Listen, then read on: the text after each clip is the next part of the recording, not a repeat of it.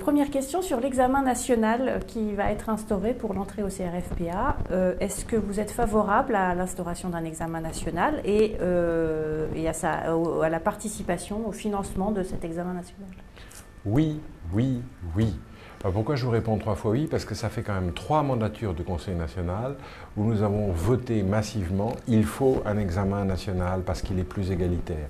Il faut un examen national parce qu'il renforcera la qualité du recrutement. Il faut un examen national parce qu'il faut que nous maîtrisions notre développement. Alors, est-ce que je suis d'accord pour payer? Mais payer quoi?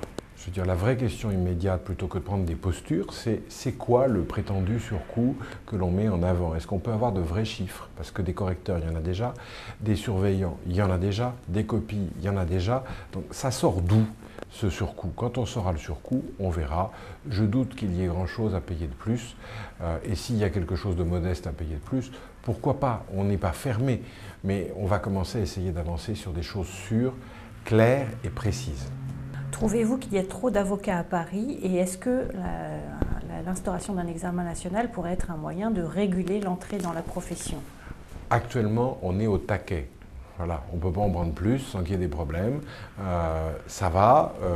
La profession est une profession qui va continuer de se développer parce que le besoin de droit va continuer de se développer. Il n'est pas question de numerus clausus, il n'est pas question de fermer cette profession, mais il est question d'adapter son recrutement, c'est-à-dire son développement permanent qui dure depuis maintenant plusieurs décennies, à ce qu'est le développement de l'accès au droit et de la justice. En clair, un petit peu moins à l'arrivée permettront d'en garder un petit peu plus.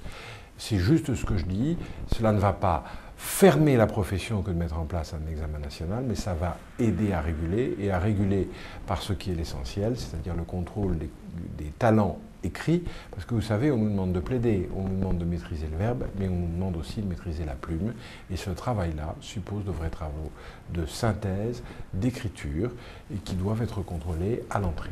Justement, devant l'afflux d'avocats qui s'inscrivent au barreau de Paris, est-ce que l'ordre a prévu des choses pour les avocats qui sont en difficulté financière? Alors, il faut que nous prévoyions des choses, puisque nous avons probablement 25% de confrères, pas forcément en difficulté financière, mais en tout cas modestes, et pour lesquels il est nécessaire de les aider. Alors, les choses sont très claires. Nous souhaitons, avec Dominique Attias, la mise en place d'un fonds de soutien créatif dont le projet sera soumis au Conseil de l'Ordre avant le printemps. Il est en cours de rédaction, je l'espère finalisé en février, ce sera peut-être début mars, mais pas au-delà. Pour la fin mars, nous aurons ce fonds de soutien créatif, c'est-à-dire une part prise sur les réserves dites de solidarité, 1,5 million d'euros, pour aider les cabinets à se lancer ou à se développer, pas se concentrer uniquement sur les jeunes, sur tous ceux qui ont un projet, pour pouvoir en contrôler la faisabilité, leur dire c'est faisable, donc on vous donne un coup de pouce et nous mettrons en parallèle des partenariats en place pour obtenir des financements adaptés.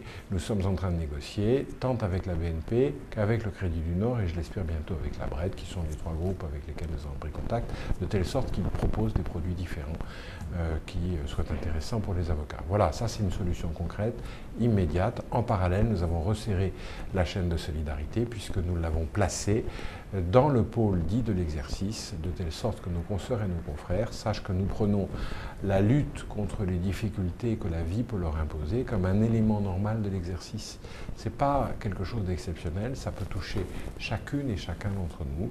Concernant les cotisations, l'ordre des avocats a voté la baisse des cotisations de 10%, ce qui aboutit en fait à la fin de l'exonération pour les personnes dont le revenu était inférieur à 36 000 euros annuels, qui avaient été exonérées sous la mandature précédente. Est-ce que vous pouvez nous expliquer? Non, parce que la fin de l'exonération était déjà programmée en ce qu'il ne s'agissait pas de mesures pérennes. Les mesures précédentes qui ont été prises sont des mesures dites exceptionnelles, qui ont été des mesures d'exonération. Nous n'avons pas choisi des mesures d'exonération, mais des mesures de réduction du train de vie structurel de l'ordre, c'est-à-dire diminuer structurellement le budget de l'ordre et non bénéficier d'une baisse exceptionnelle ou provisoire. Cette diminution structurelle nous ayant permis une diminution modulée des cotisations, plus pour les plus modestes, moins pour ceux qui ont plus les moyens, mais que tout le monde bénéficie d'une baisse des cotisations qui globalement représente 10%, même si certains ont une baisse de 8% et d'autres beaucoup plus que 8%. Voilà la philosophie de ce qui a été fait, ce qui ne signifie pas que s'il y a une rentrée exceptionnelle de revenus, nous ne pourrons pas reprendre une exonération exceptionnelle. Ça signifie simplement que nous avons mis en place une baisse structurelle des budgets et une baisse structurelle des cotisations. Une exonération ponctuelle, je l'appelle de mes voeux. Je sais quand même très bien que sur 2016 et 2017, ça va être un peu compliqué à trouver parce que nous avons beaucoup de dépenses qui sont budgétées depuis très longtemps, notamment parce qu'il va falloir travailler sur la BODA, notamment parce qu'il y a des gros chantiers techniques qui tombent, mais pourquoi pas. Et puis je l'espère, peut-être que mon successeur pourra renouer avec cette exonération si lui a une meilleure chance que je n'en ai dans les placements. Quelle est votre position sur la mise en place d'un ordre national ? La vraie question, c'est de savoir ce que vous mettez dans le concept.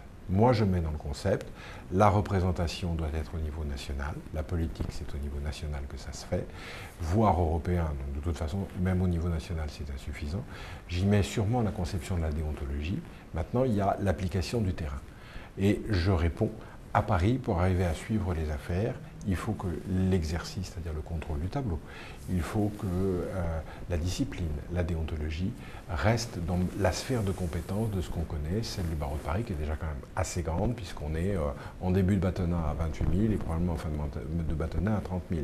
Donc il y a un moment, il faut qu'on ait une institution qui soit adaptée à une population que nous puissions maîtriser. C'est un seuil de maîtrise. Donc je vous réponds, ordre national, pourquoi pas? Le fond du problème, il n'est pas là. Il faut mutualiser au niveau national et essayer de renforcer les efforts qui peuvent l'être au niveau national. Vous ne ferez pas tout au niveau national, il faut être honnête, il faut le dire. L'exercice, la déontologie, la représentation au niveau local, tout ça c'est bien gentil, mais ça ne se fait qu'au niveau local. Voilà. Alors vous plaidez en faveur de l'introduction dans la Constitution du droit à l'avocat et d'un habeas corpus. Au-delà du symbole, concrètement, qu'est-ce que ça changerait dans la procédure pénale et dans la procédure civile aussi peut-être? C'est tout simplement la possibilité d'avoir toujours le moyen d'être défendu par un avocat. Voilà. Et un avocat qui doit être un avocat effectif, efficace. Vous avez les Américains qui ont tiré de ce droit à l'avocat dans la Constitution le droit à un avocat effectif. Un avocat qui est volontairement mauvais, la procédure est à reprendre. C'est pas rien ça, c'est-à-dire un avocat qui, défendant un étranger, vient dire finalement c'est un étranger, reconduisez-le à la frontière. Le juge interrompt l'audience et dit ça c'est pas une défense. C'est aussi une manière de reconnaître ce qu'est la sincérité de la défense. D'autres conséquences, par exemple, en matière fiscale, c'est reconnaître que le rôle d'un avocat qui fait du conseil fiscal, c'est évidemment de faire de l'optimisation fiscale. Alors parfois il y a de l'abus, et là à ce moment-là on est sorti du rôle d'avocat, ça je le veux bien. Mais enfin, quand vous êtes avocat fiscaliste, vous êtes là pour essayer d'alléger les impôts de votre client, c'est quand même ce que vous demande le client. Donc c'est aussi reconnaître que c'est ça la défense et la liberté de prendre un avocat. Et c'est ce que j'espère voir rentrer dans la Constitution et en matière pénale, dans ce qui serait un habeas corpus à la française, qui ne comprend pas seulement le droit à l'avocat dans toutes les phases de la procédure, c'est plus que ça. Ça peut par exemple être la collégialité.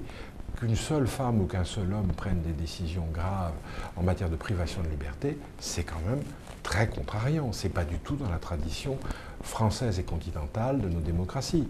Pourquoi on met la collégialité? C'est pour éviter les stéréotypes. Je veux dire, si vous n'aimez pas les Auvergnats, au moins on peut espérer que les deux autres qui siègent avec vous, eux, n'ont pas d'a priori contre les Auvergnats.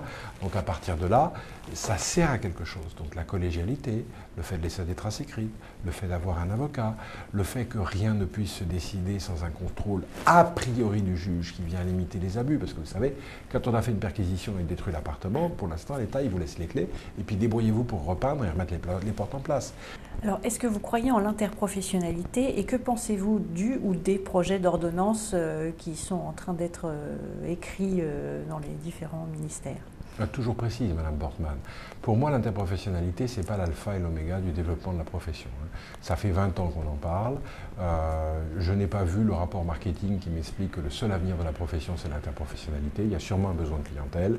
Je soupçonne que c'est un petit besoin de clientèle parce que la vérité, c'est que les clients, ce qu'ils veulent, c'est des spécialistes. C'est ça le mouvement marketing actuel. Ils veulent des spécialistes qui s'entendent entre eux. Peu lui importe que ces spécialistes ne soient pas au même endroit. Voilà. Moi, c'est ce que je crois de la pratique professionnelle telle que je la constate sur le barreau de Paris. Mais gageons que ça peut être le développement de certains cabinets, alors pourquoi pas. Vous avez dit, oui, il y a des projets, et on le sait. Alors, il faut arrêter de raconter des trucs. Il y a un projet à Vendôme qui préserve le périmètre et la déontologie de chacune des professions. Et il y a un projet à Bercy qui consiste à dire on fait de l'interprofessionnalité à la sauvage, pas de déontologie, ça se débrouille, c'est votre problème, et puis au moins ce sera fait. Moi, je ne considère pas que le développement de la profession puisse se passer de déontologie. L'interprofessionnalité, pourquoi pas, mais avec la version Vendôme et en aucun cas avec la version Bercy. Alors, que fera l'Ordre pour développer l'activité numérique des avocats ? Alors voilà, ça c'est un superbe chantier. On dit souvent la France est en retard, la France est en avance. Les plateformes numériques, c'est formidable. Ce que nous sommes en train de gagner, c'est formidable. Il ne faut pas oublier que le numérique est un moyen. Moi, ma conception, c'est on verra l'état des textes que l'on nous laissera, mais je ne crois pas que les textes interdisent tout ce qu'on dit qu'ils interdisent. Ils permettent beaucoup de choses. Mais il faut que la plateforme numérique qui viendrait au soutien d'un avocat ne soit qu'un moyen. Et déjà, une première chose me heurte, je le dis tout simplement, on voudrait mettre dans la loi que désormais le rapport présentiel de l'avocat ne serait plus jamais obligatoire. Et donc on ne pourrait jamais ne voir un client. Je pense que c'est une très mauvaise idée. Il ne faut pas exiger de tout le monde de voir un client, mais il y a un moment où il faut qu'il y ait un contact humain. Donc vous avez ma réponse, tout doit être fait pour développer les plateformes numériques et je pense à une labellisation. Il y a des conditions qui permettent à moi de reconnaître que c'est une bonne plateforme. Il faut des règles d'audit interne qui permettent de vérifier que cette plateforme applique l'éthique qu'elle s'est engagée à appliquer. Il faut un audit externe qui vérifie que l'audit interne, ça coûte pas cher tout ça, c'est un gros mécanisme de norme ISO que je vous propose. Et là, on dit, cette plateforme, elle est en ordre et vous pouvez travailler avec elle. Voilà, ça c'est quelque chose de concret, d'utile qu'on peut mettre en place, encore une fois, avant le printemps. Mais après, derrière, il faut aussi pouvoir dire, attention, tout ne se fera pas par le numérique. Parce qu'il y a des moments, moi j'ai besoin de voir en direct le client, j'ai besoin de savoir ce qu'il veut vraiment, et ça ne se fait que par le présentiel qui est le gage de l'humanité qui reste dans notre serment. Vous pouvez supprimer tout ce que vous voulez, nous devons travailler avec probité, indépendance, conscience, humanité. Alors j'en ai oublié un dans le passage, mais je vais le retrouver, mais l'humanité, ce mot final de notre serment qui est si nécessaire, les machines ne rendront pas le même service que celui que nous rendons.